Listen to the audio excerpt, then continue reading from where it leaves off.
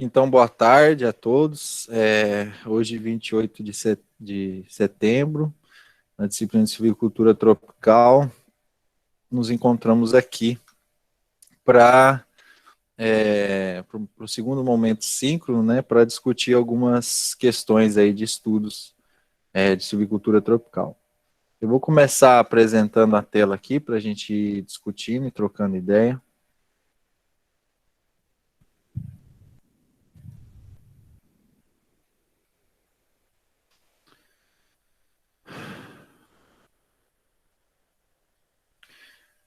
Então, aqui no nosso ambiente de estudos, no Classroom, nós temos aqui duas unidades,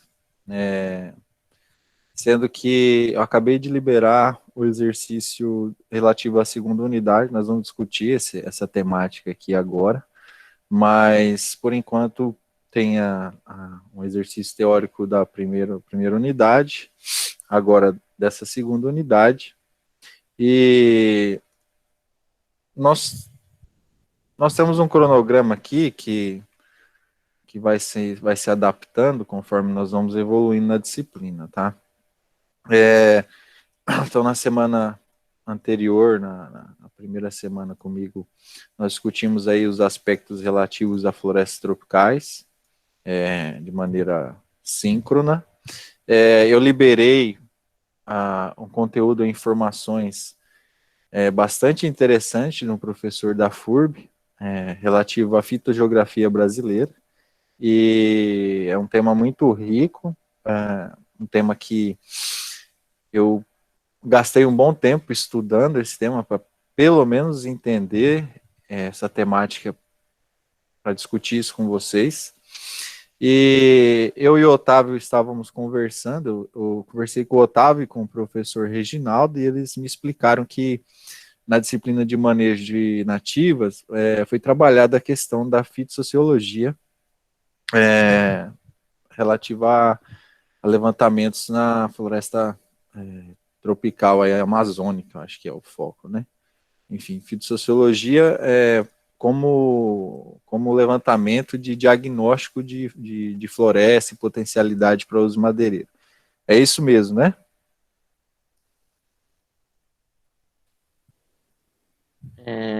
Professor, no caso a gente viu lá que eu faço manejo, né? Então, no caso, a gente viu mais a questão de estrutura vertical e horizontal da floresta até agora. E assim, Não agregar, especificou nenhum tipo de floresta. geralmente manejo mais a Amazônia realmente, né? Sim, Porque tem muita coisa no cerrado, árvore muito pequena, mas só levantamento fisiológico que se faz a 30 centímetros, pelo que eu entendi. tá. Mas já você é para a Amazônia mesmo. Tá. Então, foi mais um levantamento fitossociológico, né, que em parte tem a ver com essa análise estrutural, né, horizontal e vertical da floresta. Mas o que acontece é o seguinte: muitas vezes nós, engenheiros florestais, assim como qualquer profissional, de repente nós vamos estudar uma coisa de maneira específica, como é a análise fitossociológica. Então, a análise fitossociológica, ela tem ali alguns parâmetros de estrutura, né, que nos trazem informações relativas à densidade de plantas, de espécies, né, dominância, de índices de diversidade, enfim, também os estratos que podem surgir ali. É claro que essa estrutura vertical, essa análise estruturada aqui, ela pode mudar dependendo do teu objetivo, e a gente ainda vai falar um pouquinho sobre ela, mas por saber que o Otávio e o Reginaldo já trabalharam, eu vou trazer ela, alguma coisa vai sobrepor, mas eu vou trazer com outro enfoque. E o Otávio, combinei com ele dele participar na semana que vem. Ele iria participar conosco esta semana, só que eu acabei, como eu tive um tempo para estudar e digerir bastante essa informação, e esse conteúdo ficou bem extenso, eu queria que o Otávio contribuísse numa segunda etapa que eu vou explicar para vocês mais à frente. Mas então, hoje a gente tem esse encontro para entender algumas coisas, e eu combinei com o Otávio na segunda que vem ele participar conosco. E aí vai ser, o encontro com o Otávio, ele vai ser, na verdade, uma ponte entre isso daqui que nós vamos ver hoje e isso daqui que, em parte, foram o que vocês viram na semana passada, tá? Então, eu dei esse desafio para ele está estudando, tá se dedicando lá, mas ele prontamente atendeu, e é justamente tentar correlacionar alguns fatores fitossociológicos ou de análise estrutural com alguns tipos de vegetação ou com a classificação de alguns tipos de vegetação. Então, nós vamos discutir isso com calma, tá? Mas lembrando que por que eu estou dando bastante enfoque a essas questões aqui? Porque nós vamos estudar hoje, mas os inúmeros fatores que determinam a vegetação, o tipo de vegetação, eles eles têm de ser conhecidos quando você pensa lá na frente em sistemas silviculturais ou sistemas de regeneração, sucessão, enfim, tratamentos e técnicas silviculturais. Então, algumas técnicas que você utiliza no cerrado não se aplicam, tem várias fitofisionomias, nós vamos ver no cerrado, mas de uma maneira geral, no domínio do cerrado, algumas técnicas podem ser empregadas, não vão funcionar na Amazônia e vice-versa, né?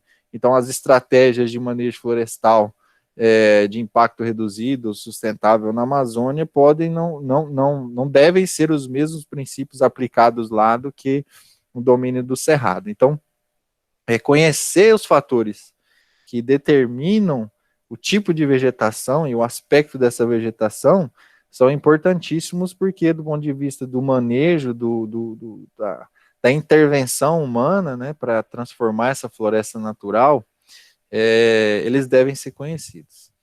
Então, antes de começar a debater isso, né, nós temos aqui, então, eu deixei um conjunto de materiais com relação à fitogeografia. Eu estudei todo esse material e mais um pouco sobre essa temática, só para ter claro na minha mente algumas questões. Então, aqui tem esse vídeo do IBGE que eu, inclusive, trago na minha apresentação, que nós vamos discutir agora, sobre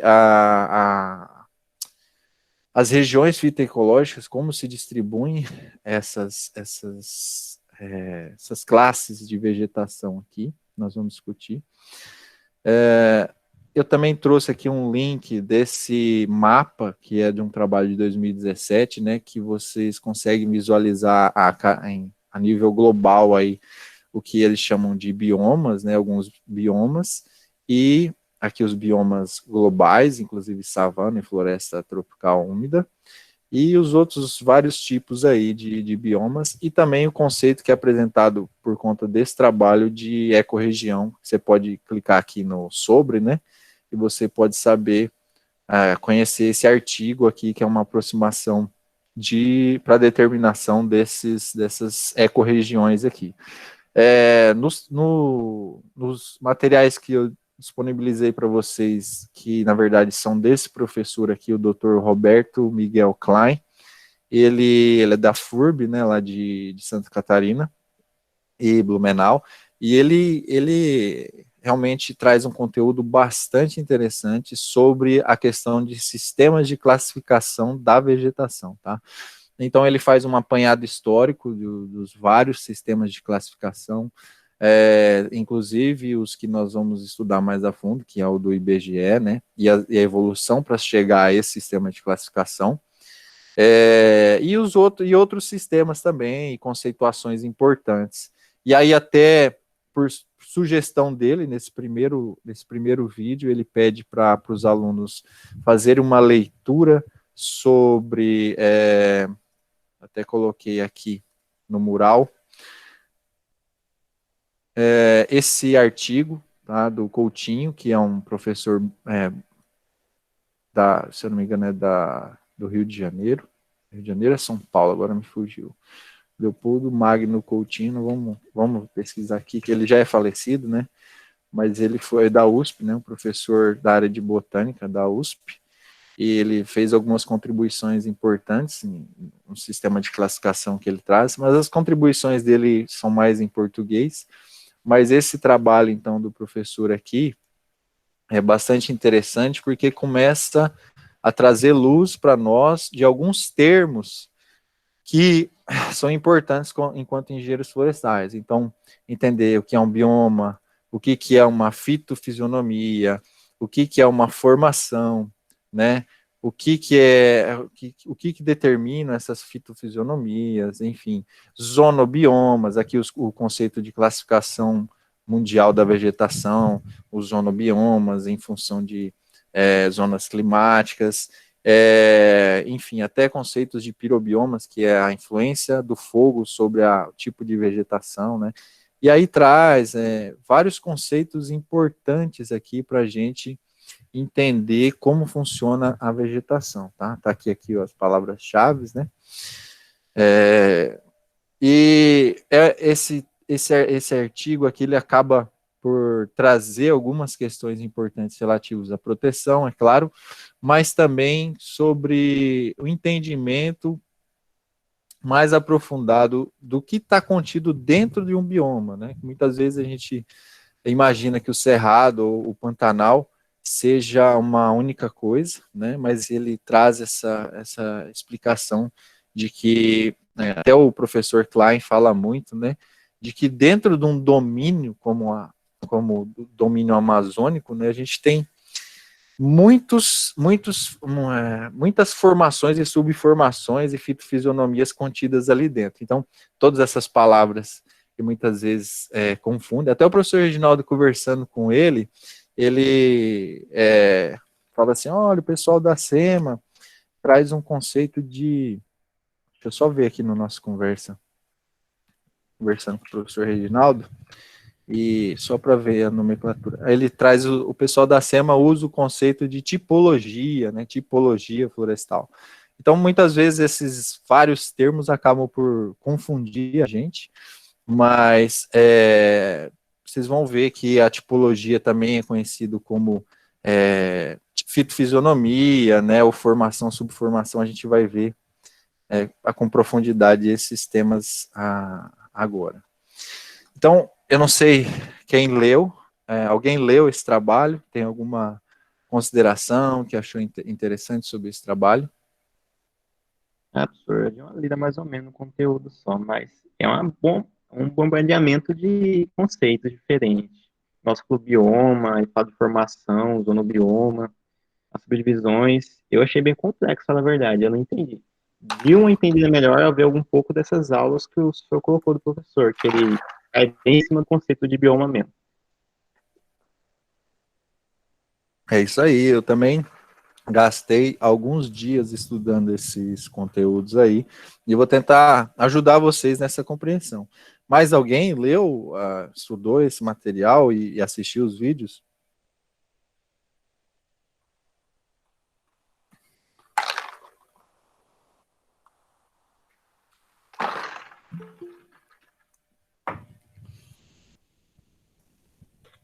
Vamos lá, gente, não fica com vergonha, não. A Cristina, eu sei que leu também, assistiu alguma coisa. Fala aí, Cristina.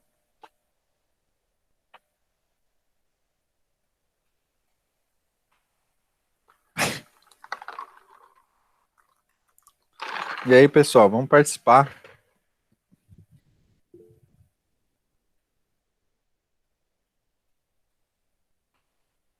A Cristina concorda com o Wesley, diz que são conceitos complexos, são temas complexos. O próprio professor Klein, ele diz que muitas vezes essas conceituações entre os vários autores aí são até divergentes, né? Algumas coisas, algumas ideias se sobrepõem, mas alguns trazem conceitos novos, né?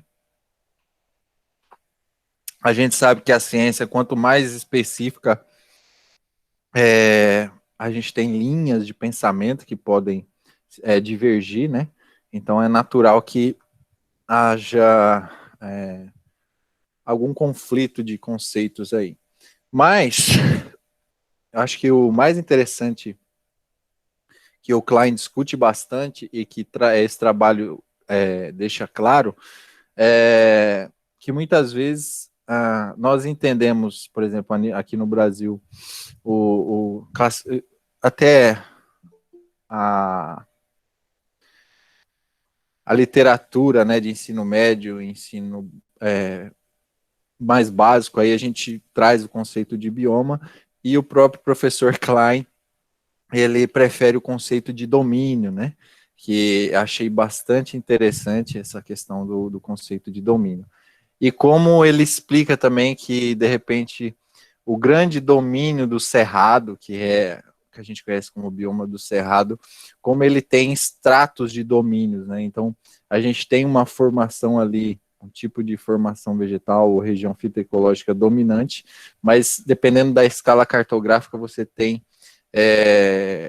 várias formações diferentes, inclusive alguns tipos de formação que estão num bioma, estão em outro, mas não são a mesmo tipo de vegetação. Então, nós vamos começar a clarear essas ideias a partir dessa discussão. Tá. Eu pedi para vocês também baixarem o trabalho do IBGE de classificação da vegetação, que é o trabalho que nós vamos dar maior enfoque, né, em termos de sistema de classificação. Então, aqui eu pedi para vocês, né, não se esqueçam de baixar e dar uma olhada no Manual Técnico da Vegetação Brasileira, que é utilizado pelo IBGE para estudo de fitogeografia no Brasil. Alguém conseguiu encontrar, baixar esse material? Dê uma olhada. É bem facinho de baixar ele, só que tem que tomar cuidado que tem duas versões, né, professor? Tem a de 92 e a de 2012. Eu baixei 2012, no caso. Que é a segunda edição, né? Na verdade, elas tratam o mesmo assunto, tá? Só que a mais atual, ela é um material, faz algumas alterações e é um material mais completo, né? Mas, enfim, vamos começar. Então, assim, esse professor, fantástico as aulas dele, alguns desses vídeos eu assisti 2 vezes, né? Eu queria até assistir novamente, porque ele traz muitos conceitos bacanas, principalmente aqui na parte que ele trata dos biomas especificamente, né? Ele traz.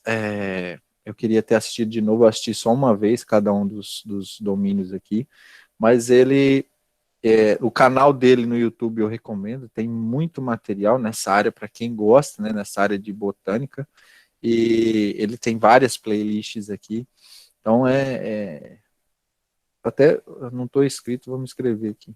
Mas é um material bem rico desse professor aí, e essa parte de fitogeografia dele foi muito esclarecedora. Eu não tive a oportunidade na graduação de ter contato com um professor que esclarecesse esse nível para mim.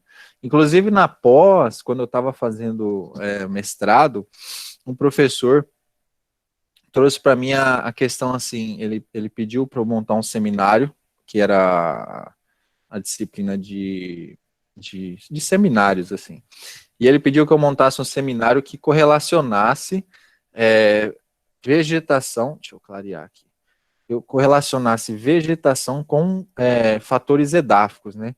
Então o professor queria que eu explicasse na minha apresentação como os solos influenciam no tipo de vegetação. E essa foi o desafio que ele propôs para mim no seminário, que eu achei bem difícil, bem complexo. E naquele momento eu não tinha esse entendimento que eu tive estudando essas semanas, e talvez se eu tivesse, teria facilitado muito a minha vida. Então, eu vou trazer aqui um resumo de uma maneira simplificada, do que eu aprendi para vocês. Alguém tem alguma dúvida anterior aí, com relação às atividades, exercício, conteúdo? Quem chegou atrasado, eu ressalto, nós temos aqui o nosso cronograma, nós teremos, foi liberado então a primeira atividade, exercício teórico, que vocês já fizeram, e eu acabei de lançar então um exercício teórico que é relativo ao que nós vamos discutir aqui hoje. E na semana que vem nós temos meu Deus do céu, está escuro aqui, peraí, deixa eu só acender a luz aqui.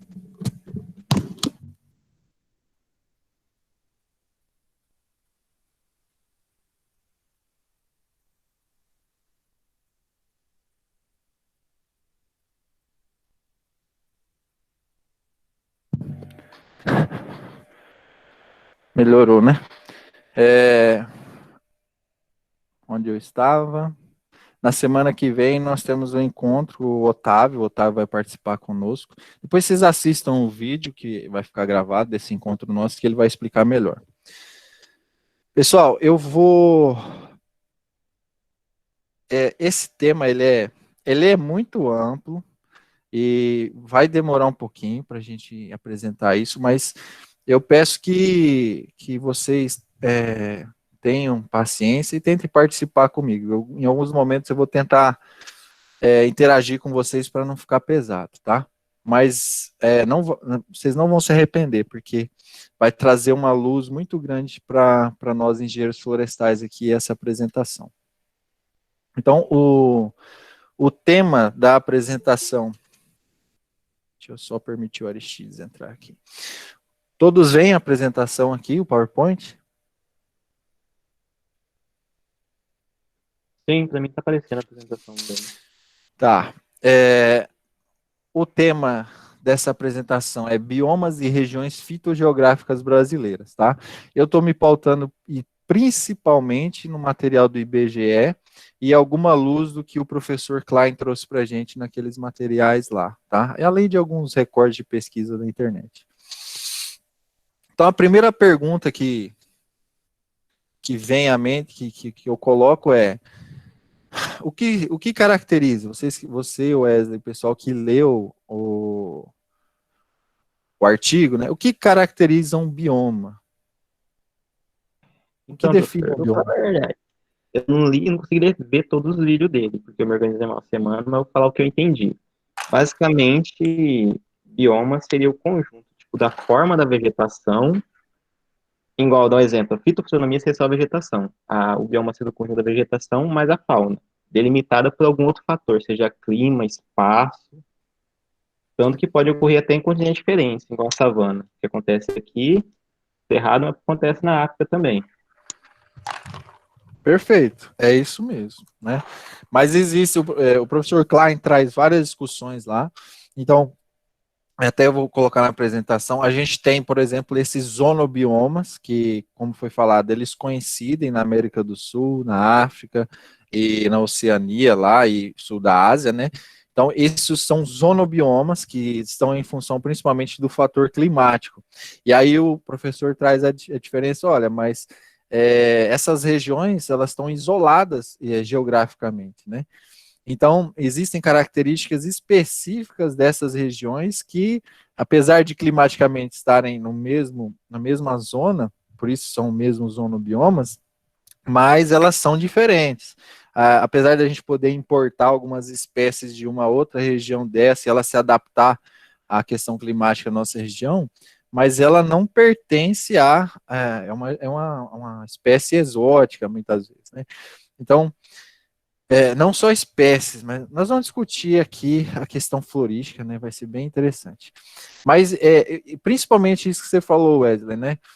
O bioma tem a ver também com a distribuição de fauna, né? Tem a ver com inúmeros fatores que não só a vegetação. Então, quando a gente fala em fitogeografia, a gente está falando em estudo do quê? Eu entendi que seria das formações vegetais.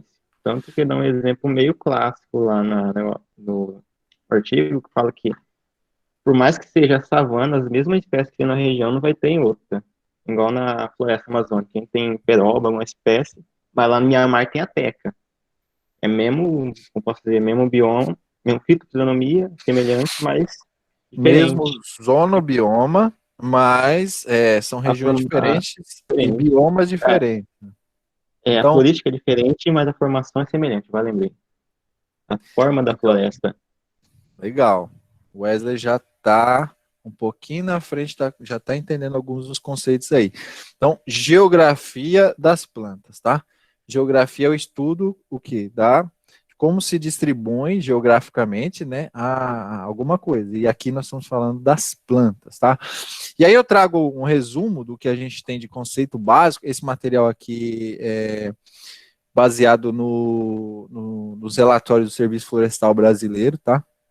Nós temos aqui um conhecimento básico de ensino médio, ensino fundamental e médio, de bioma como sendo o grande conjunto de vida vegetal e animal, como o Wesley ressaltou, caracterizado por um tipo de vegetação dominante. Quer dizer, o domínio, ou esse bioma, ele, apesar de geograficamente estar unido aqui e ser caracterizado como uma coisa só, não é uma coisa só, tá? À medida que a gente cartograficamente se aproximar de uma escala menor, a gente vai perceber que existem subdivisões e características das mais variadas possíveis dentro de cada um desses biomas. Mas antes da gente chegar lá, nós temos aqui os nossos biomas continentais, e aí, Wesley, até ele fala lá, tem alguns autores que classificam como bioma dá até uma área específica, né? O bioma tem até 1.000 km², né, para caracterizar um bioma, dependendo do autor. Então, dentro dos diversos conceitos, em alguns conceitos, por exemplo, o Pantanal não seria identificado como um bioma, por causa da pequena, pelos tipos de informações que tem ali, coincidentes com outro bioma, e pela escala dele, né? Então, vai depender muito do autor, né? Mas nós, brasileiros e o governo federal, o Serviço Florestal Brasileiro, considera, então, 6 biomas aqui dentro do nosso território, tá? Amazônia, o Cerrado, a Mata Atlântica, a Caatinga, o Pantanal e o Pampa, a região dos Pampas aqui. Né? Então, no aspecto geral, a gente sabe que a Amazônia é o maior bioma, né? O que ainda possui maior área remanescente, né? E uma boa parte de áreas de conservação dessa área total, mas ele está presente principalmente na região norte e centro-oeste, né? É a maior floresta tropical do mundo, né? A gente lembra naquela apresentação anterior que junto com a bacia lá na Venezuela forma do Orinoco, né? Forma a maior massa contínua de florestas do mundo.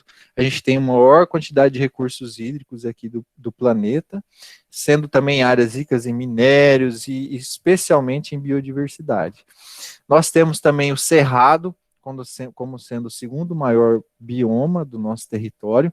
A gente já desmatou e já interferiu em mais da metade desse bioma, sendo que as áreas remanescentes muitas vezes são regiões de difícil acesso. Geralmente, em todos esses biomas, o que está preservado são regiões, vamos dizer assim, marginais.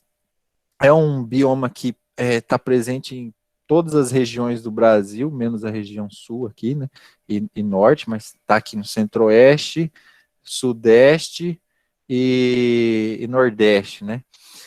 É a savana, é considerado o cerrado dentro dos zonobiomas, ele é tido como uma savana, mas é a savana mais rica em biodiversidade do mundo, tá.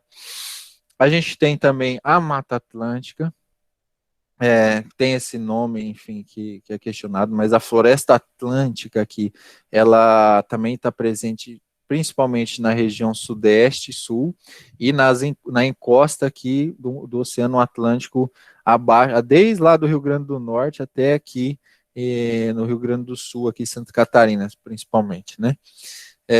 E Paraná aqui, enfim. A gente tem aí apenas 17% de área remanescente e 10% em áreas de conservação, né? Está extremamente reduzida e fragmentada. Nós temos aqui a Caatinga também, que principalmente está ali na região Nordeste, né? Está na região Nordeste. Ela corresponde a 10% do nosso território, tem uma área remanescente de 43% ali, sendo só 7% em unidade de conservação. Nós temos a região dos Pampas, tá? Com correspondendo a 2,1% do território, só no Rio Grande do Sul, e esse é o bioma mais alterado, afetado dos biomas que nós temos aqui. Apenas 13% de área remanescente e 3% em unidade de conservação.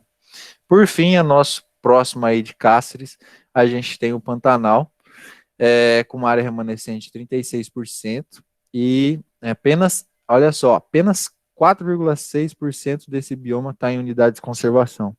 Então, acho que nós temos que discutir unidade de conservação para esse para essa região do Pantanal ali, né? E é a maior planície de inundação contínua do planeta, né? Se pegar Mato Grosso do Sul, Mato Grosso e os outros países aqui que contém o Pantanal. Então, nós temos aí essa conceituação geral dos biomas brasileiros, mas nós temos também a ciência aí chamada de fitogeografia, tá? Também sinônimo botânica geográfica, geobotânica, tá? O conceito dela é estudo da distribuição geográfica dos vegetais e dos fatores históricos e biológicos que a determinam. E aí, aí entra, dentro de fitogeografia, os conceitos de sistemas de classificação da vegetação. E hoje nós vamos estudar um pouquinho a fundo o sistema que o IBGE implementa, tá? Mas, de uma maneira geral, todo sistema de classificação da vegetação, ele tem que ter essa característica de ser universal, ou seja, capaz de ser executado em diferentes regiões, considerando as variações de clima, geologia, botânica, zoologia. Tem que ser variável com a escala, então, quanto mais próximo ou menor a escala cartográfica, quanto mais detalhado o mapa, melhor mais deve esse sistema ser capaz de subdividir as unidades de vegetação ali, tá? Nos subdomínios, tá? Então, aqui tem, por exemplo, até o IBGE traz isso, a gente tem níveis de detalhamento à escala cartográfica. Então, um sistema de classificação, ele deve, cada vez mais que você entra numa escala menor, cada vez mais ser capaz de determinar os detalhes ali da vegetação. Então, nós temos aqui escala regional, exploratória, semidetalhe e detalhada, né, que é extremamente, áreas extremamente específicas, né, escala métrica ali, um mapa de 1 para 25 mil. Então, esse é o manual, tá? A versão, a segunda edição ampliada aí do IBGE. Aí o Serviço Florestal Brasileiro, ele usa esse manual do IBGE para fazer, para classificar a vegetação brasileira. Então, nesse manual você vai ter lá o sistema fitogeográfico, as formas de inventário de formações, as técnicas de manejo de coleções botânicas e os procedimentos para construção do mapeamento, tá? Então, nós não vamos estudar tudo isso daqui, nós vamos dar enfoque ao sistema fitogeográfico que o IBGE usa. E essa classificação dá-se pelo sistema primário natural, que apresenta uma hierarquia de formações florestais sendo detalhadas pela fitossociologia e estudos ecológicos. Tudo bem? Todo mundo acompanhando até aqui?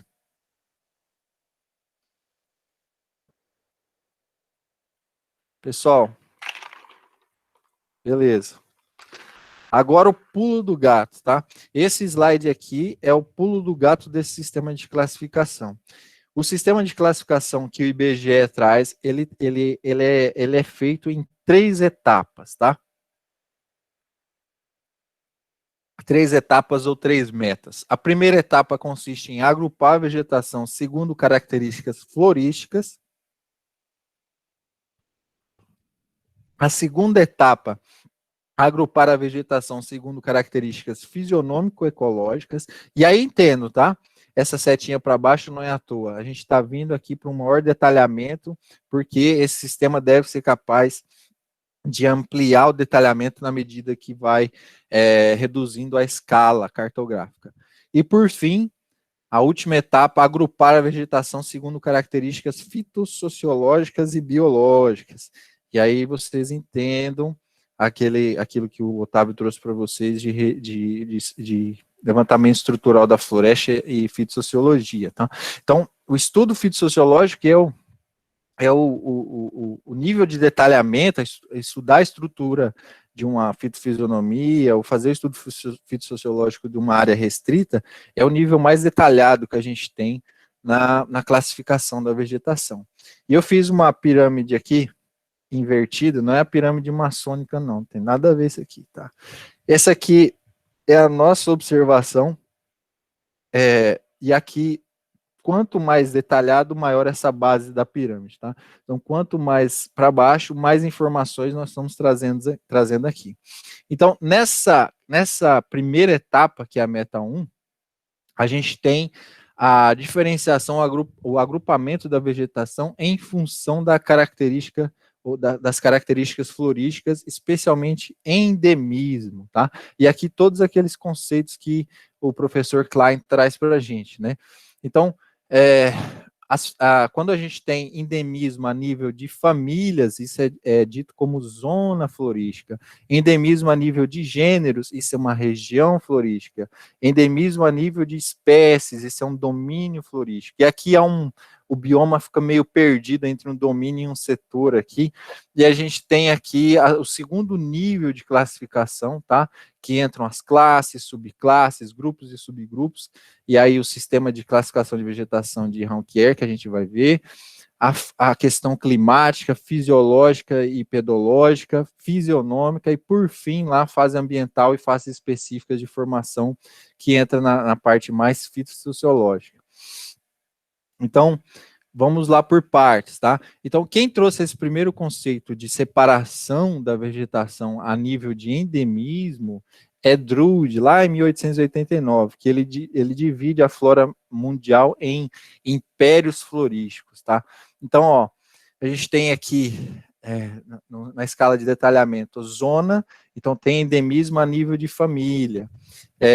Por exemplo, nós estamos na zona, aqui na América do Sul, neotropical. Então, existem famílias, não todas as famílias são endêmicas, mas existem vários grupos de famílias vegetais que só existem na zona neotropical, ou seja, só existem no nosso continente aqui. Isso é o que caracteriza uma zona, tá? Um endemismo a nível de famílias. A gente vem para regiões sendo determinada por gêneros endêmicos dessa região. Depois a gente entra em domínios, que é o que a gente entende por bioma, que existe o endemismo a nível de espécies. Por fim, a gente entra no setor que entram as raças ou variedades, né? São mesmas espécies, mas elas têm as variações ali, fenótipas, que caracterizam uma raça, uma variedade.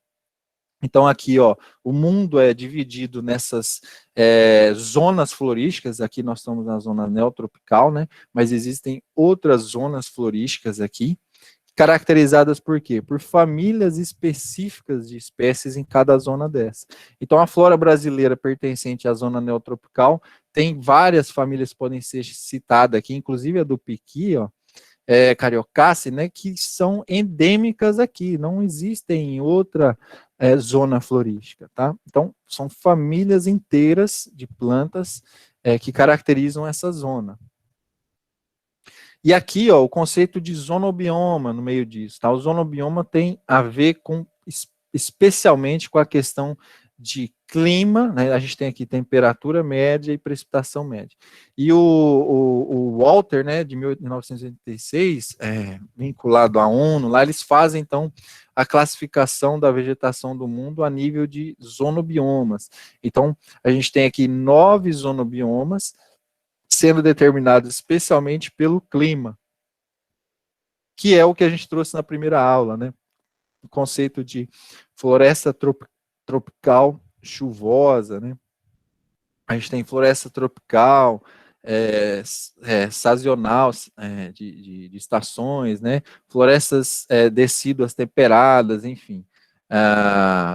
Tundra lá, taiga, né? Que é as florestas mais próximas ao Polo Norte, especialmente, né? Então, a gente tem aí essas formações especialmente determinadas pelas as zonas climáticas, tá? A vegetação sendo determinada pelo clima. A gente tem, então, o conceito de regiões florísticas, e aqui, percebam, né? A zona neotropical, que é a zona da América do Sul aqui, América Central, América do Sul, ela tem várias regiões florísticas, né? Então, uma zona tem, por exemplo, aqui 10 regiões florísticas, né? Um ou mais gêneros endêmicos de cada tipo de vegetação, tá? Então, dentro da zona, nós temos aqui as regiões. E no Brasil, nós temos basicamente 4 regiões florísticas. E as regiões, elas são caracterizadas pelo endemismo de... Vamos ver se vocês participam comigo. A nível de que a região florística tem endemismo? Se não me engano, é gênero, né? De gêneros, tá? E aí a gente tem aqui a região florística amazônica, tá? E dentro da região florística amazônica tem várias regiões geográficas, fitoecológicas, né? A gente tem floresta umbrófila densa, floresta umbrófila aberta, floresta estacional sempre verde, campinarana. Então a gente tem também a região florística do Brasil Central, caracterizada por gêneros específicos de espécies aqui que caracterizam esse ambiente, né? E dentro da região florística do Brasil Central, coincidente principalmente com o bioma do Cerrado, a gente tem formação savana, formação florestal estacional semidecidual e floresta estacional decidual. Tá? A gente tem também a região florística nordestina, conhecida principalmente pela caatinga ou savana estéptica, né? Que é a caatinga do sertão. E tem várias regiões fitoecológicas contidas aí nessa grande região. E a gente tem, por último, a quarta região florística, que é a do Sudeste, que entra, inclusive, a floresta a umbrófila densa, a floresta estacional semidecidual, enfim, vários tipos de formação aqui dentro dessa região florística. Então, aqui alguns gêneros específicos de cada uma dessas 4 regiões, tá? Então, um exemplo clássico, né, na região sudeste é o gênero de araucária, né, que você não vai encontrar em outras regiões, tá? Aqui na região amazônica, especialmente aqui, e Brasil Central, Vochysia, né? Enfim, tem vários, aqui Qualia, né, a nível de Amazônia e Brasil Central também. Então, alguns gêneros transitam aqui, mas existem alguns gêneros específicos endêmicos de uma determinada região, tá, que não estão presentes em outras. E aqui a gente tem, por isso que é importante entender, por que de repente acontece de você ter essa coincidência de gêneros, porque essa transição entre um domínio e outro, ela não é abrupta, né? A gente tenta estabelecer no mapa um limite para fazer essa transição dos domínios, mas a gente sabe que existem faixas de tensão ecológica de transição entre os domínios ali, ou os biomas, tá? E aí existe essa subdivisão aí, essa coincidência de alguns tipos ali. Então a gente tem aqui, a gente saiu, né, nível zona, região e domínio, tá? Que corresponde basicamente ao que a gente entende por bioma. Perceba que a gente não vê aqui, quando fala em domínio, o Pantanal, tá? E aqui, quando entra na última fase quando faz a separação da vegetação em florística, quando você tem ali um setor florístico. Então, existem variedades endêmicas ali, a mesma espécie, mas, por exemplo, aqui você vê uma árvore que tem uma raça diferente, que a flor dela tem uma coloração diferente, tá? A quaresmeira. E aí você tem ali, você pode caracterizar zonas, setores específicos, inclusive com políticas de preservação para algumas determinadas áreas ou regiões. A gente entra no segundo nível da classificação, lembrando que nós temos os 3 níveis, tá? Então, o primeiro, principalmente pelo endemismo, agora a gente entra no segundo nível de separação da vegetação. E aí tem um conceito muito aceito mundialmente, que é o conceito aqui, não sei nem pronunciar o nome desse cara, Raunkier, que ele basicamente separa a vegetação em função da posição das gemas de renovo, né, onde saem os brotos ali, durante a estação climática mais desfavorável. Então, nós temos aqui no Brasil, principalmente, a estação climática desfavorável é a seca, né? Mas na região sul também tem a questão do frio. Então, durante a estação climática mais desfavorável, aonde que está localizada essas gemas? Então, a gente tem aqui as espécies fanerófitas, né? Que as gemas estão lá acima, florestas geralmente tem aí as gemas lá em cima, né, nas árvores, as espécies arbóreas estão aqui, e a gente tem ali, conforme vai mudando a posição, claro, um local em que você tem uma seca, você tem uma reserva ali, espécies que se adaptam, né, a ter ali o seu sistema de energia acumulado até a nível aqui do solo, abaixo do solo, né? Algumas espécies também fazem uso de sementes, são espécies anuais, e aqui dentro d'água, né? Algumas espécies que têm a sua gema ali, elas vivem debaixo d'água e lançam ali a gema acima. Então, tem vários tipos de classes aqui. Aqui um outro exemplo desse slide, né? Então, Phanerophytos, olha lá a posição das gemas, Caméfito, bem próximo ao solo, M. Criptófito, aqui, junto com a liteira ali, na base do solo, Geófito, que é outro conceito que é abaixo do solo, Terófito aqui, que é a semente, que sobra para outra estação, e Hidrófito aqui, na água, né? Então, esse sistema de separar a vegetação é o primeiro ali nesse segundo nível. Então, a gente tem, além disso, por exemplo, só nesse subtipo que é o Phanerófito, que é o mais comum, a gente tem vários outros subformas, e só as espécies arbóreas estão aqui, ó, como uma subforma das Phanerófitas, e acima de 2 metros. E os gêneros arbóreos, então, ainda são classificados de acordo com a altura. Então, você tem macro, meso, micro e nano fanerófitos, tá? Dependendo do porte arbóreo e da posição dessa gema nesse porte arbóreo. Além disso, você vai ter lá cipós, suculentas, espécies epífitas ali dentro dessa classe fanerófita. Então, aqui, por exemplo, nanofanerófita, que é ali ó, entre 25 e 2 metros do solo, uma espécie, tá no subdossel da floresta. Tem aqui cespitosa, pela forma como são formados brotos aglomerados. Tem aqui as lianas, né, lianosa aqui, que sobem nas árvores ali, né, são trepadeiras. A gente tem aqui as suculentas, e aqui as gemas dela acima do solo. E você tem também as epífitas lá, ó, nas árvores aí que a gente conhece as espécies como orquídeas, erva de passarinho, enfim. Tem algumas que ficam todo o sistema lá em cima, outras fazem conexão com o solo e tem parte do sistema no solo e parte aérea, né? E aqui um arreptante que não é muito comum para a nossa região, mas que é bem baixo aqui a gema. Então, só para deixar claro, esses termos aqui, catáfilos, são as folhas reduzidas que geralmente protegem ali as gemas dormentes. Ali. Além desse gênero fanerófito, tem então os outros gêneros aqui.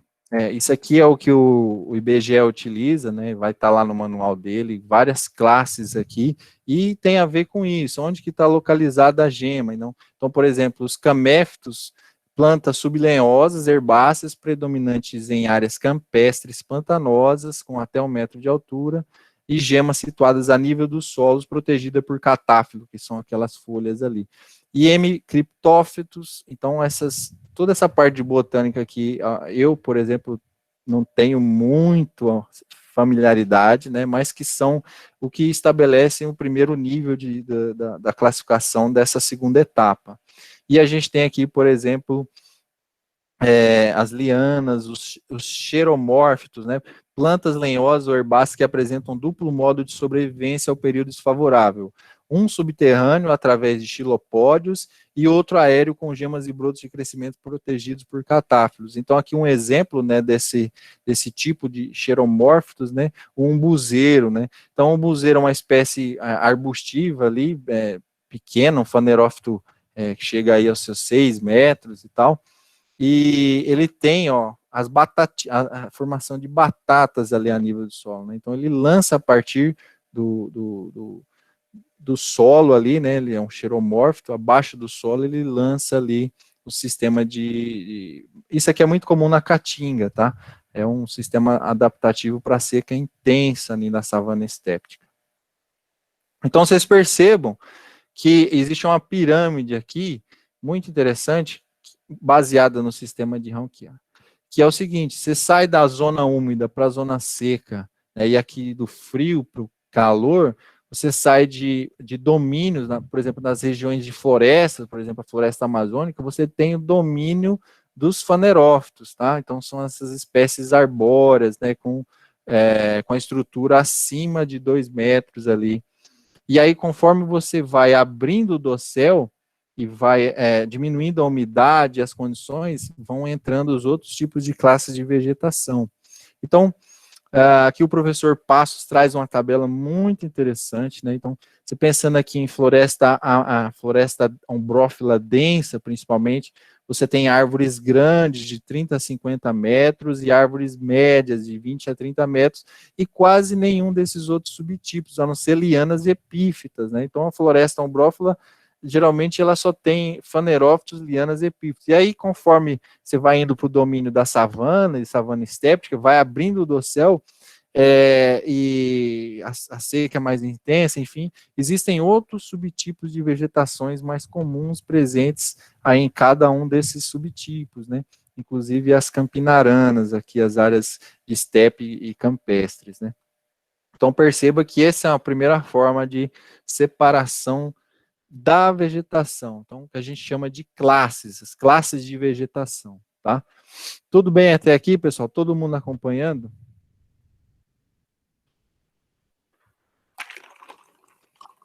Alguma dúvida?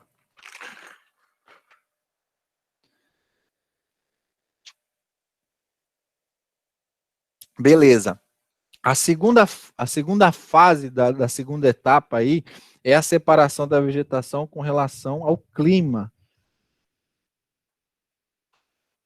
Então, percebam, a gente tem a classe de formação determinada pela a questão dos fanerófitos ou de Rankine. Então, perceba, a área florestal, a área campestre, né? Então, na área florestal, o domínio de macrofanerófitos, meso, lianas e epífitas, percebam? Na área campestre aqui, você já tem xeromórfitos, microfanerófitos, nanofanerófitos e etc. E outros subtipos aqui.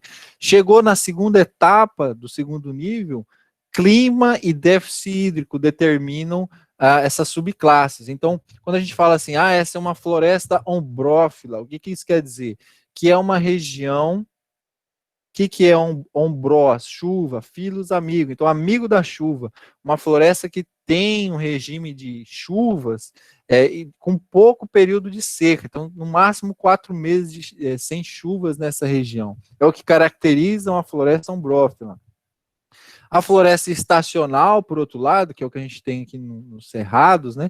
4 a 6 meses secos, ou lá na região sul, a gente tem 3 meses abaixo de 15 graus, aí que dão algumas estiagens. Então, floresta ombrófila ou floresta estacional determinada em função do clima, do regime de chuvas.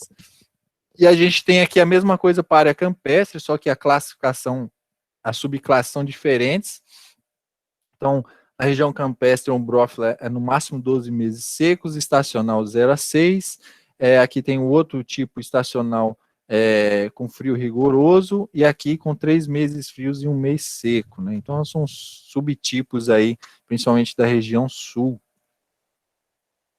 Saiu da fase, perceba que o nosso quadrinho está aumentando, né? A gente tem uma coluna aqui de classe, subclasse, tá? Classe e subclasse. Chegou no terceiro nível, que a gente chama de fase fisiológica, aí a gente tem outras nomenclaturas. Então, uma floresta ombrófila, higrófita. O que é isso? Então, higrófita vem do quê? De úmido. Não é porque está numa região que chove, que é uma região dependendo das questões topográficas e fisiológicas ali, você tem ali uma região que é sempre úmida. E não é porque está numa região, por exemplo, estacional, que não pode ser higrófita, né? Então você tem as áreas de próximas à umidade, que é uma floresta estacional higrófita, né? Então tem os grupos de formação ali em função da fisiologia, transpiração e até a questão de solos, fertilidade, tá? Então, a gente tem aqui o conceito de xerófilo, né, que é seco, então ao contrário de higrófilo, a gente tem xerófita. e a gente tem aqui também solos distróficos e eutróficos. Eu vou deixar vocês responderem qual a diferença de um solo eutrófico e distrófico, desculpa. Tá ali no slide. Essa diferença aí de eutrófico e distrófico é relativo mais à fertilidade. Pelo que eu lembro, né? Se eu não me engano, é matéria orgânica também, tem. Sim. Aí você pega um conceito geral, é claro que o professor Milson ia detalhar e falar, não é só isso, né? Mas um conceito geral que é o de saturação de bases, né? Que tem a ver com a questão química do solo ali. Claro que a matéria orgânica influencia a questão de saturação, né? Porque não é só o teor de argila que determina a questão das bases ali, mas eutrófico, então, geralmente saturação de base maior que 50% e distrófico menor, aqui é para ser menor fertilidade. Maior fertilidade, saturação de base maior que 50%, menor fertilidade, saturação de base menor que 50%. E álico, que é geralmente o distrófico álico, que é um solo com alto teor de alumínio e baixo teor de bases, né?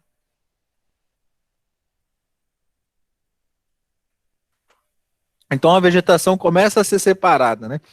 A gente sai de uma questão macro, endemismo, tipos de vegetação, as classes, subclasses, e aí vem grupos de formação em função dessas questões. Se está em área úmida, se é solo distrófico, eutrófico, se é xerófita, tá? E acontece a nível de floresta e a nível de áreas campestres também aqui, essas subdivisões. E aqui a gente tem ainda o quarto nível, que é o subgrupo, que é o nível de fisionomia da vegetação. E isso daqui é o que caracteriza as regiões fitoecológicas. Então, percebam, floresta, ombrófila, aí tem a nível de fisionomia da vegetação. Então, o que é fisionomia, pessoal?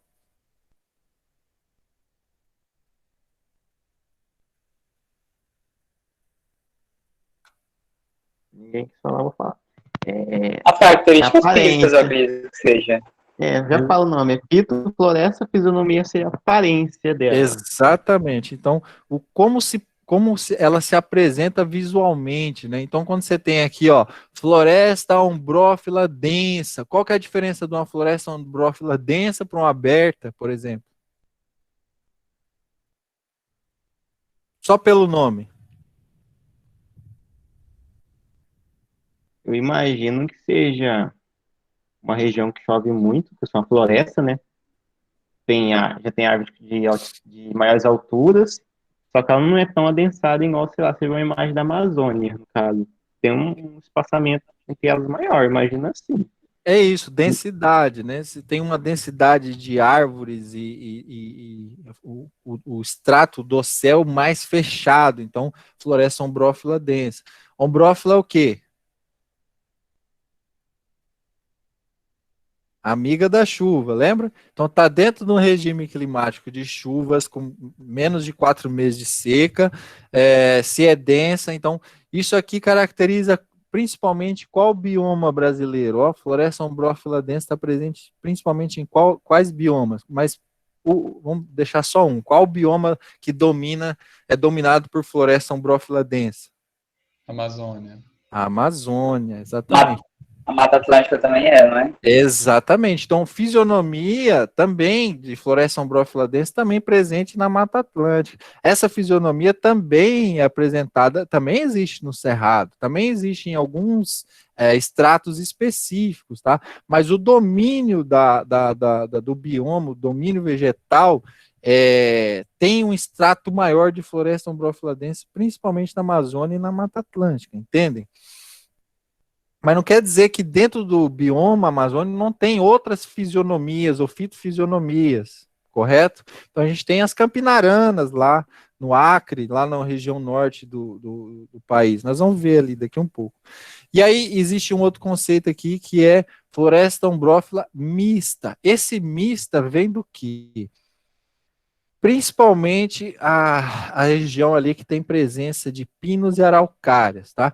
Então, mista porque mistura gimnospermas e angiospermas. Então, floresta ombrófila mista. Então, fisionomia, claro, mas o que está dando o aspecto fisionômico aqui é aspecto da vegetação mesmo. E olha só, dentro da região, da subclasse de clima, floresta estacional, cerrado, por exemplo. Aí você tem higrófita, xerófita, etc. Aí você tem floresta estacional sempre verde. Qual que é a diferença da sempre verde para uma semidecidual e decidual? É a caducifolia, A sempre, basicamente. É a questão se ela é é, decidual ou não. Exatamente. a sempre verde sempre tem as folhas, a semidecidual, ela, uma porcentagem cai, a outra permanece, e decidual praticamente quase todas caem as folhas. Exatamente. Se não me engano, Perfeito. é 20% e 50% que fala. Acho que para ser decidual tem que perder mais de 50% e para ser semi, 20% das por algo assim. É muito tempo que tivemos também um pouco de conteúdo. Eu É. lembro que tem a porcentagem mesmo. Então é um aspecto fisionômico ali, né, de aparência, né?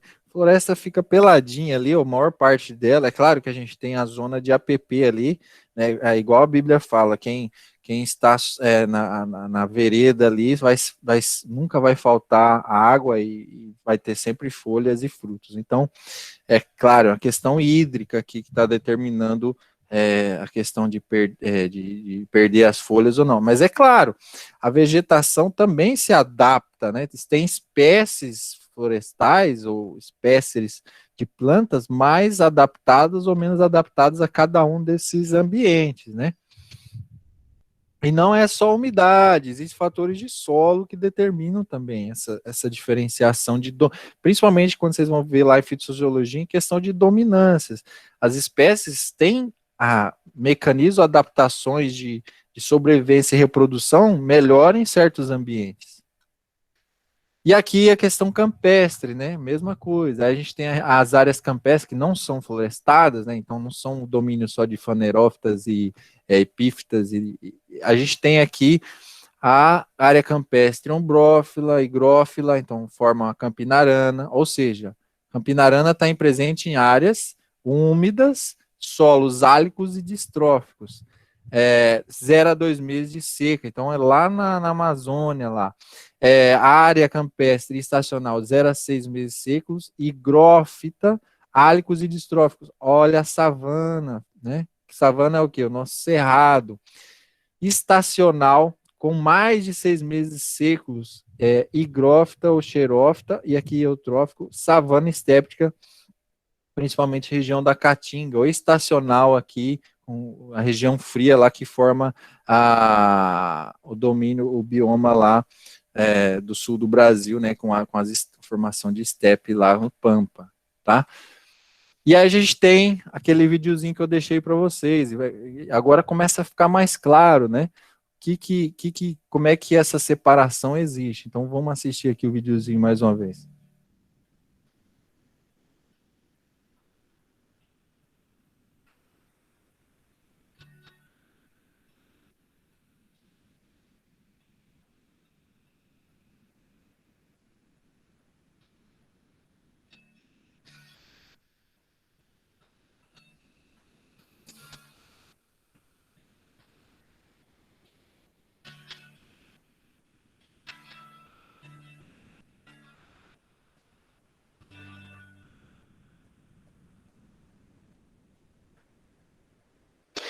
Agora fica bem mais claro entender isso, né? Vocês conseguem visualizar agora essas classes, essas formações vegetais em função de todos esses atributos que nós falamos?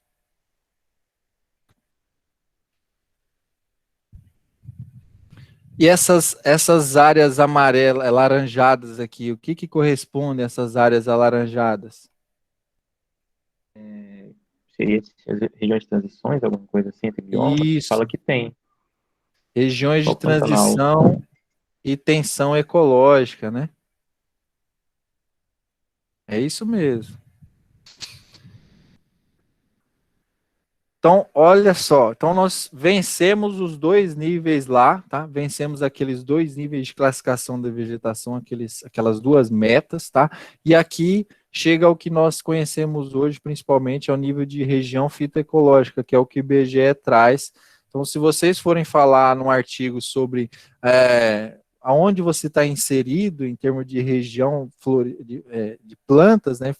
fitogeografia, você vai usar principalmente esse aspecto de região fitoecológica para definir o local que você está inserido ali, tá? Então, aqui é o segundo nível. A gente vai para o nível maior de detalhamento agora, que é o aspecto de formações e subformações, né?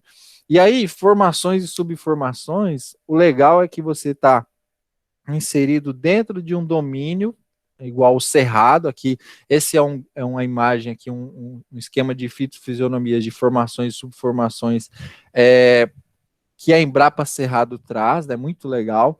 Então, a gente tem aqui, ó, formações, tem florestal, savânica e campestre. Lembra ali do nosso nível, né, de formação de fisionomia? Então, florestal, savânica, campestre. E dentro dela tem os subtipos, olha só que legal.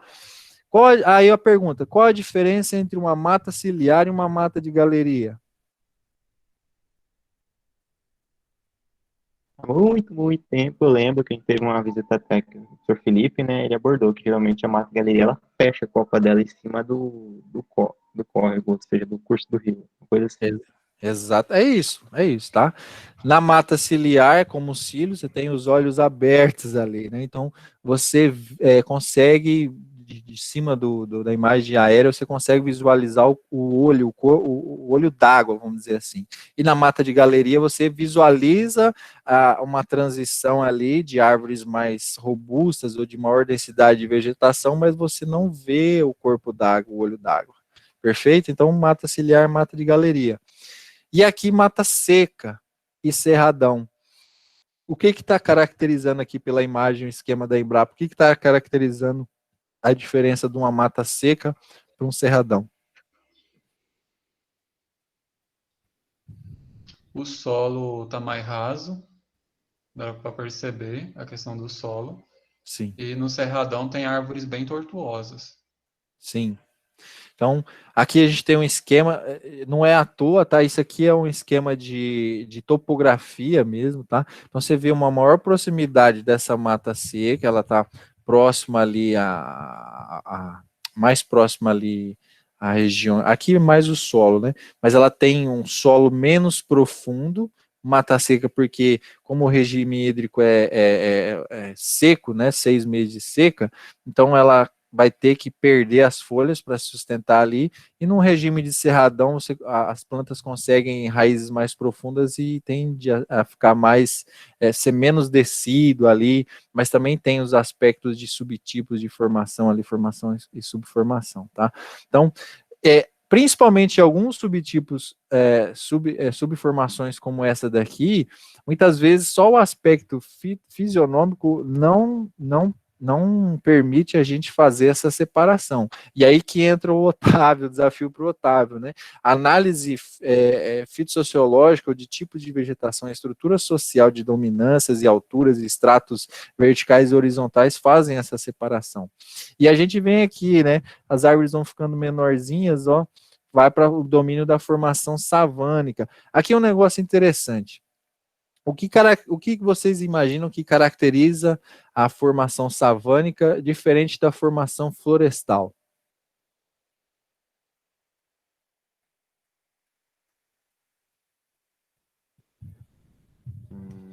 Seria aquela questão das formas de vida, igual você abordou lá antes,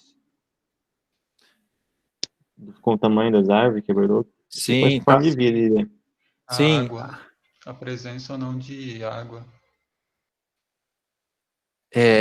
Sim, mas aqui, imagine que a gente está no mesmo tipo de regime de chuvas, tá?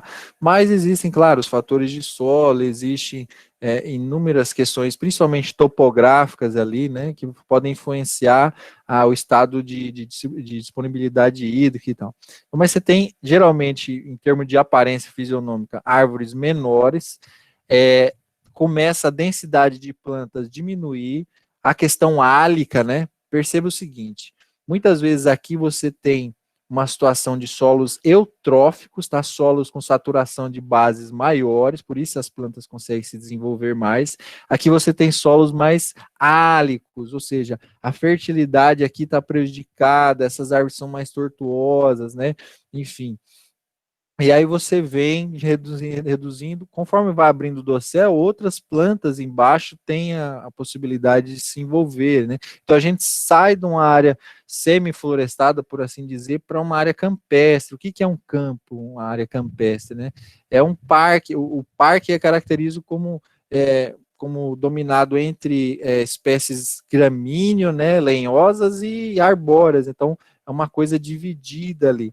Inclusive, percebam que existem trabalhos hoje atuais de tentar fazer essa separação em função de imagens de satélite, porque a questão de estrutura, né, desses tipos de altura e densidade pode ser determinado por alguns tipos de análise de sensoramento remoto.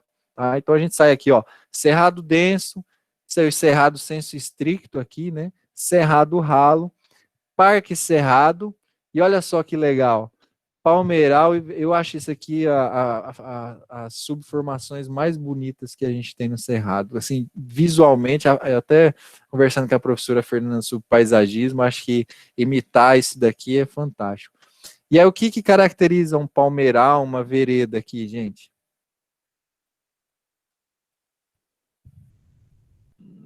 Entender que tem um mundo A presença de água, né? Exato, a presença de água, né? E quando a gente vê lá um buriti, né? Ou espécies de palmeira, o que acontece? A gente chama de vereda, né? A gente tem um afloramento rochoso, mas a gente tem ali presença de córregos, de água, né? Então, aqui em Barra do Garça, essas cachoeiras, você vai perto das cachoeiras, você vê uns buritis ali, né? Também, dependendo da área de alagamento, você vê aquelas palmeiras. Então, são indicativos de umidade, né? E aí a gente vai subir no morro, vai tendo afloramento de rochas e tal, a gente sai para o que a gente chama de cerrado rupestre, até chegar nas áreas de maiores altitudes, né? Campo rupestre, campo sujo e campo limpo, né? Então percebam como todos os conjuntos de fatores estão afetando as formações e subformações, né? Clima, regime, estado se tem presença ou não de água higrófila ou não, se o solo é eutrófico ou ele é distrófico, né? E afloramento de rochas e tal. Então, todos os fatores em conjunto vão ser refletidos no aspecto da vegetação. Isso é muito legal. E percebam que entender tudo isso tem tudo a ver com o manejo e o cuidado dessas áreas, vocês concordam?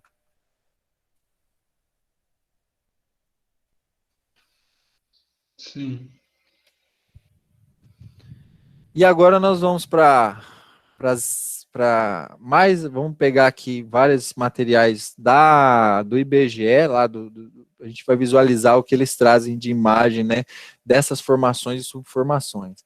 Então tem aqui, por exemplo, né, o que a gente chama de relevo de paisagem ou paisagem de formação, que é justamente o que a gente estava falando, né? Tem aqui formação e subformação, e a gente tem aqui com relação àqueles aspectos que a gente viu, florestada, arborizada, parque e gramíneo lenhosa ali, né? Então tem lá savana, florestada, com floresta de galeria, savana florestada, sem floresta de galeria, savana arborizada e assim segue, né?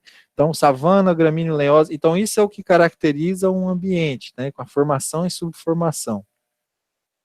E aqui a visão ali 3D, né? Essa aqui de parque com as veredas aí eu acho a coisa mais linda que tem, né? Isso aqui se eu pudesse fazer um quintal assim, seria muito massa. Paisagismo, né? Então agora vamos pegar as regiões fitoecológicas que o IBGE traz e vamos ver essas formações e subformações nela. Então, floresta estacional decidual ou floresta tropical caducifólia, né? Então a gente tem ali várias situações, né? Densa, aberta com palmeira, aberta com cipó, aberta com bambu, aberta com sororoca, estacional sempre verde, semidecidual e decidual. Aí vocês falaram da percentagem, né? Não precisa 100% perder as folhas, mas ela até uma porcentagem, acima de uma porcentagem é considerada decidual. Então a gente tem aqui o sistema de classificação final do IBGE, então a gente tem todos esses níveis, o segundo nível em vermelho, o terceiro nível em verde aqui. Então, ó, classes, subclasses, grupos de formação, subgrupo de formação, formação e subformações, tá? Então a gente consegue definir com grande clareza, a classificar, esse sistema de classificação consegue determinar o tipo de vegetação numa escala bem detalhada, né? E aqui segue floresta ombrófila densa ou floresta tropical pluvial, e aí o efeito do relevo e das altitudes, né? Aí tem as classes de relevo: altomontana, montana, submontana, terras baixas e aluvial. Aluvial vem de quê?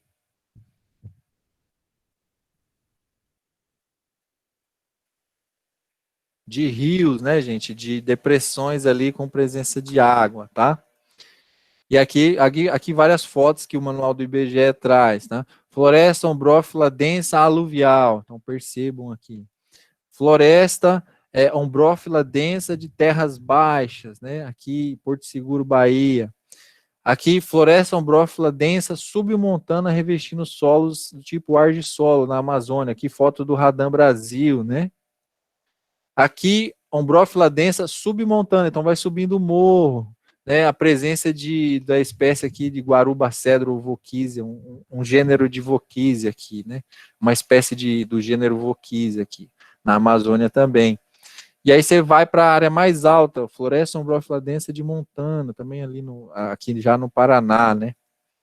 E aqui, lá em regiões bem mais altas, floresta ombrófila alto-montana. Então, o relevo fazendo a diferenciação das subformações ali. Floresta ombrófila densa, aberta, né? Isso aqui é até uma discussão. Alguns botânicos acreditam que a floresta ombrófila, alguns dizem que a floresta ombrófila aberta tem a ver com relevo ou solos e pluviosidade. Algumas pessoas falam que são áreas que houveram ações antrópicas muito antigas que têm esse aspecto de aberto e tal, porque muitas vezes converge com o domínio climático da mesma, a densa e a aberta, até que coloca faciações da floresta ombrófila densa, né? Então existe divergência com relação a essa definição. Mas olha só, aqui do Radam Brasil, uma cadeia montanhosa, tal, revestida com floresta ombrófila aberta, com cipós, né? Então, mata de cipó, conhecido. Aqui tem a floresta ombrófila aberta submontana com cipós, em Brás Norte, né?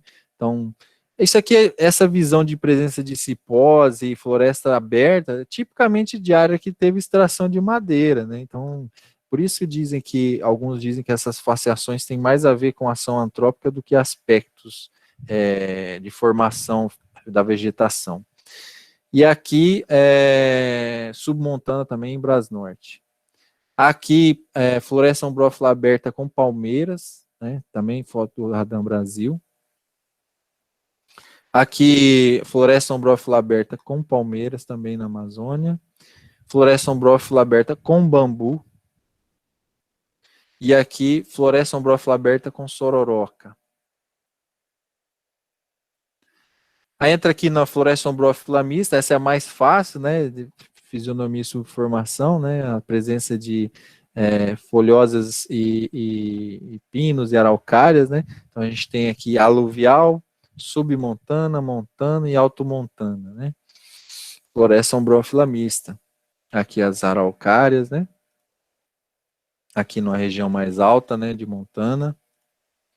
A gente tem aqui floresta estacional sempre verde, ou perenifolia, também a paisagem de relevo, né, a influência disso, aluvial, terras baixas, submontana.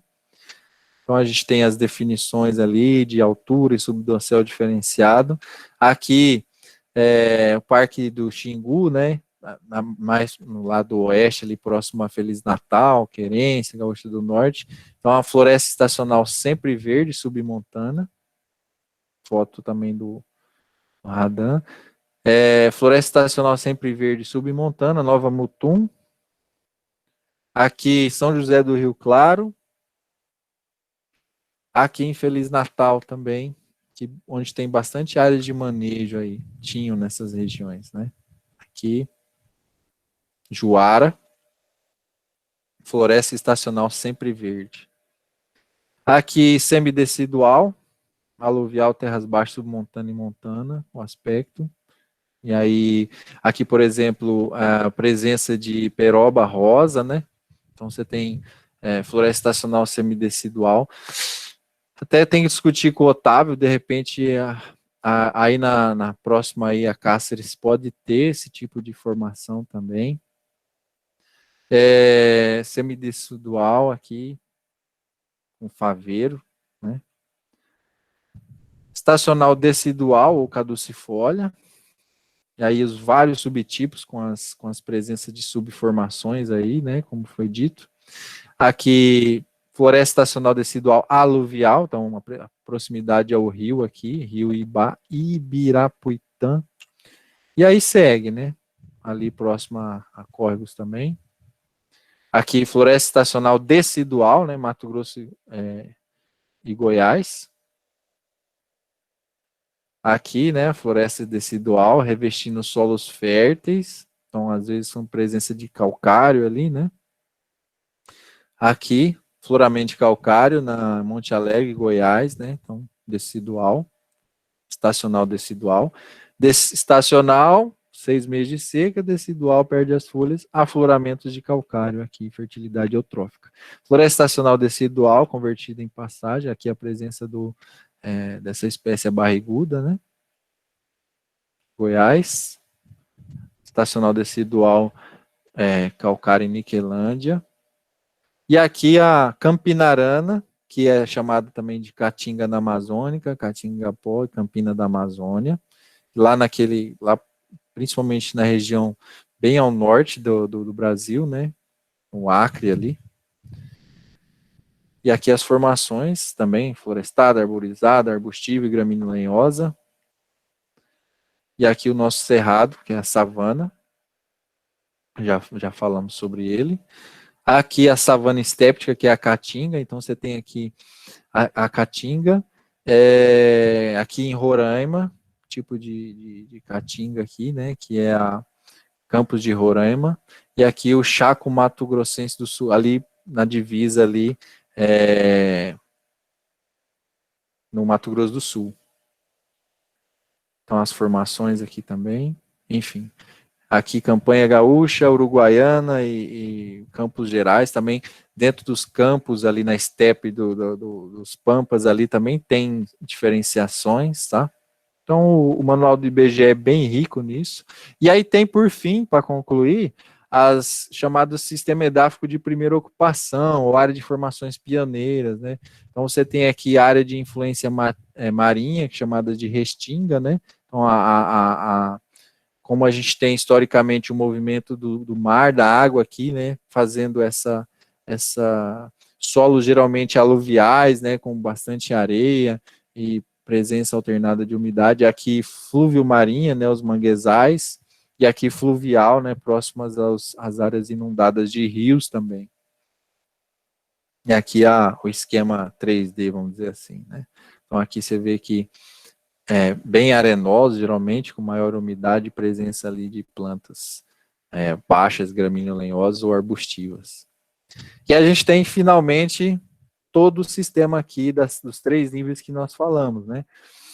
A nível de império, domínio florístico, zona, região, etc. A gente vem para a segunda etapa, que é as classes, subclasses, grupos de formações, até subgrupos, que é o nível fisionômico e ecológico, até os subtipos de formações, subformações, que tem a ver com as faces específicas. E quanto mais detalhado, mais a gente se aproxima ao nível de fitossociologia das estruturas, né? Aqui a gente tem florestal, todos os tipos, tá? De formações e subformações. Aqui campestre, tá? Mesmo esquema. E por fim, existem essas divisões a nível de fitossociologia e bioecologia, tá? Fazendo com base na sociologia e dominância das plantas, associações, subassociações, variante, face e associação. E aqui, bioecologia seria o estudo ali de microbiota do solo, nicho de pequenos animais que caracterizariam regiões muito específicas ali, espécies raras, alguma coisa nesse sentido. Para concluir, o último conceito que o IBGE traz são as zonas de transição, né? Então, aqui uma zona de tensão ecológica, um ecótono, né? Mistura, muito comum aqui no Mato Grosso, entre Amazônia e Cerrado, a gente tem as zonas de mistura ali de ecótono, né? Então, a floresta ombrófila e floresta estacional. A gente tem também contato de floresta ombrófila com a savana, com o cerrado, propriamente dito, mas principalmente indo aqui para a região centro-oeste, Goiás e tal. A gente tem essa tensão ecológica no estilo também de encraves, né? Então você tem uns pedaços de um, pedaços de outro, vai depender também de questões de relevo e tal. E aqui, a disjunção ecológica, quando você tem uma subformação, uma formação ali, uma área fitoecológica dentro de outra, né? A gente sabe que ao longo de muitos anos, esses domínios, essas regiões, elas caminham, porque o clima muda, tá? O clima muda ao longo das décadas e séculos, então os biomas não são estáticos, eles também se movimentam. E a última tensão ecológica que eu acho mais legal é aqui a Serra do Mar, né? Quando você tem a influência de umidade do mar, marítima, do Atlântico lá, forma a floresta da Mata Atlântica, e aqui do outro lado da serra impera o clima mais seco, com estação seca bem definida. Aqui estação úmida, seca menor, e aqui a estação seca maior, e quem está fazendo essa divisão aqui é a chuva, né? A corrente de umidade vem aqui, vem vindo, e aqui quando chega na parte mais alta, chuva, né? E aqui do outro lado, a influência mais da questão de relevo continental, né?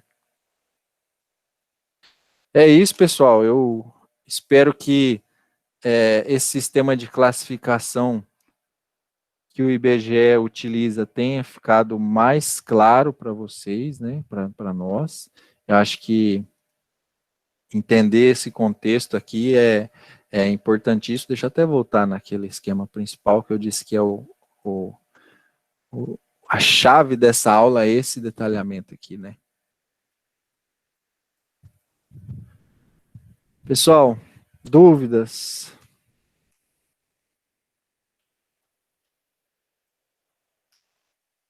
Tem alguém aí ainda? Restaram 3.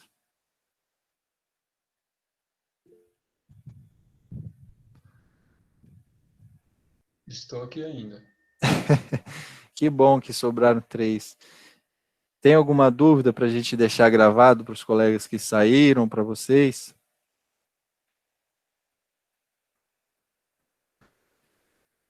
Professor, tem uma dúvida mais, meio que pode questão, tipo, a questão de utilização, porque o professor lá naquela abordagem dele falou que atualmente os biomas, né, igual falar Amazônia, Cerrado, Pantanal, é mais de questão política, então a gente usaria essa classificação de fitofisionomia quando?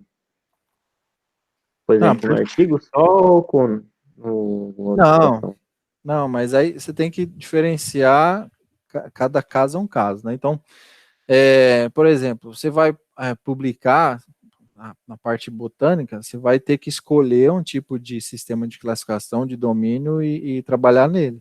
Mas para a gente engenheiro florestal, a gente vai ter que se pautar no que o IBGE traz, que muitas vezes a nossa legislação também vai no que o IBGE traz, o que o Serviço Florestal Brasileiro traz, né? Então, na parte científica, você pode sair fora disso, mas na parte prática, você tem que seguir o que o país segue, o que a legislação referente ao sistema de classificação brasileiro adota, né? Então, quando você vai falar em SEMA, IBAMA, quando você vai falar em questão política, SEMA e IBAMA, você vai falar no que o IBGE traz. Se houver alguma diferenciação, se a lei, às vezes os caras que elaboraram a lei não conhecem nem o esquema do IBGE e vai haver um conflito ali, mas se for numa questão jurídica, vai seguir o que está na lei, né? Enfim, é isso. O mais importante aqui, Wesley, eu não sei como vocês enxergaram, visualizaram isso, mas eu até brinco com a Fernanda. Quando a gente vai montar xadrez, xadrez não, quando a gente vai montar quebra-cabeças, a Fernanda, ela pega as pecinhas e já analisa, vamos dizer assim, vou fazer uma analogia. A Fernanda já pega e já vai olhando fitossociologia. E o que eu quero dizer com isso? Ela pega lá a imagem do castelinho, da ponta do tijolo e acha uma outra aqui, ela já consegue ir montando o quebra-cabeças já na parte mais detalhada, né? Eu, como a minha cabeça, meu cérebro funcionam diferente, eu já penso mais de maneira sistematizada, estruturada, assim. Por exemplo, eu começo a montar o quebra-cabeça, eu separo as bordas, e aí eu começo a separar depois as cores e estruturar aquilo ali. Então, entender esse sistema de classificação é tentar começar do macro para o micro, tentar estruturar essas separações, né? Para poder começar a entender o micro. Então, quando você está inserido num fragmento florestal lá, você pode já bater o olho ali e já identificar o que aquilo ali quer dizer.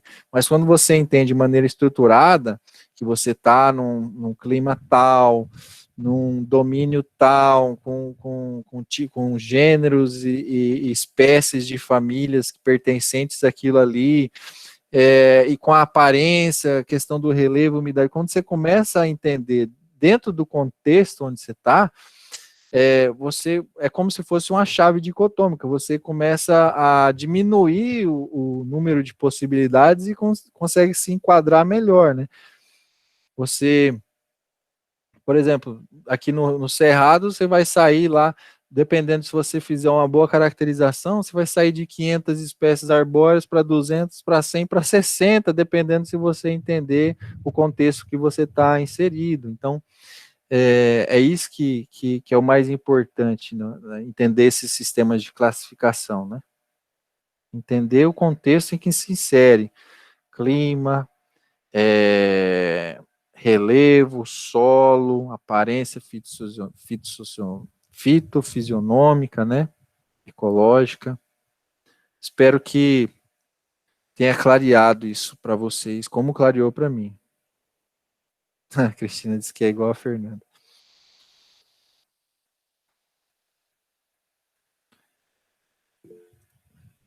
E você, Lucas? Acho que o Lucas é mais meu estilo assim também, né, Lucas? Gosta de estruturar, né? O que você Não, acha? professor, eu comentei aqui que eu sou mais o estilo na Fernanda no É? quebra-cabeça. Foi o Lucas. Legal. Gente, eu vou encerrar, já tem um tempo extenso, tá? Deixei os exercícios teóricos bem simples lá, dentro do que foi discutido aqui, fica fácil responder.